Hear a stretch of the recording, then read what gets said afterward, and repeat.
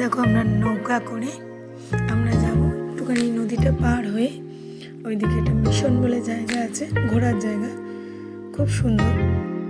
ওইখানে আমরা সবাই ঘুরতে যাচ্ছি। চলো তোমাদের দেখাবো আমরা গিয়ে পৌঁছি।